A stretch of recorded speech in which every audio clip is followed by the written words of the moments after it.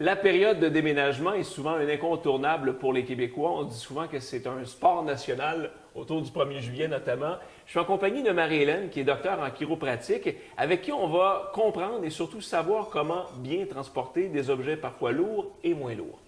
Marie-Hélène, j'ai devant moi une belle boîte. Je veux savoir comment la transporter, surtout comment éviter les faux pas. Alors, j'y vais d'un exemple. Je prends la boîte comme ça. Est-ce que c'est correct? Je t'arrête tout de suite, Daniel. C'est pas bon, ça? Non, il ne faut pas pencher le dos. Alors, ce qu'on va faire, on se redresse. OK. Première chose, on se rapproche de la charge à soulever. Parfait. Bien important.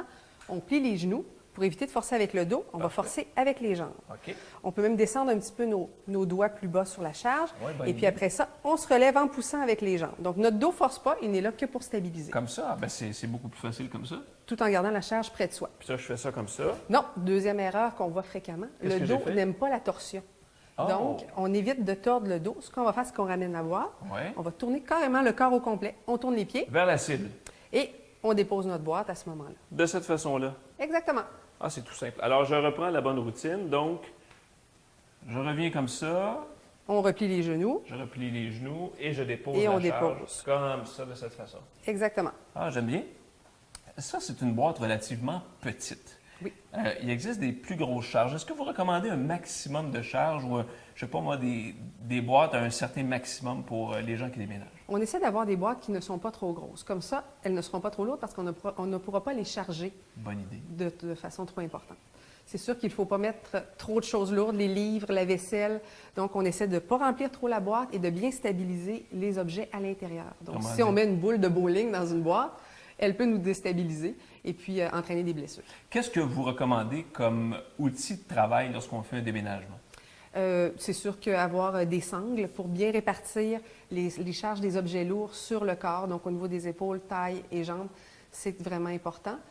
Pour les électroménagers, les sofas, ces choses-là. Oui. Sinon, d'avoir ce qu'on appelle un diable, Oui. donc un C'est une chariot, roulette, là. un chariot à roulettes. On peut empiler plusieurs boîtes, donc faire de meilleurs voyages ou transporter des objets lourds avec le diable. De quelle façon on doit se préparer? De quelle façon on doit s'habiller aussi lorsqu'on fait un déménagement? On s'habille confortablement.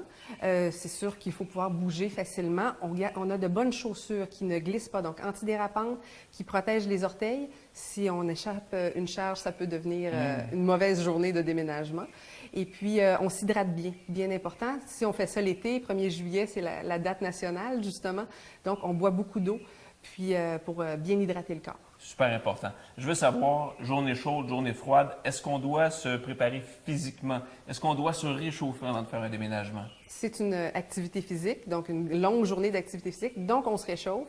Alors, on fait un petit peu de cardio, on active la circulation, marcher rapidement, sauter sur place, des petits pas de course, quelques étirements, on n'oublie rien, les bras, les jambes, des rotations du tronc pour bien se préparer. Et est-ce qu'on peut commencer avec des charges plus raisonnables comme cette boîte ou on peut s'attaquer déjà avec des gros morceaux après un bon réchauffement? On peut commencer avec quelques petites boîtes, mais de faire les objets lourds au début de la journée pourrait être une bonne idée parce qu'on est moins fatigué, Ouais. on va moins se dépêcher et on risque de le faire de façon beaucoup plus adéquate.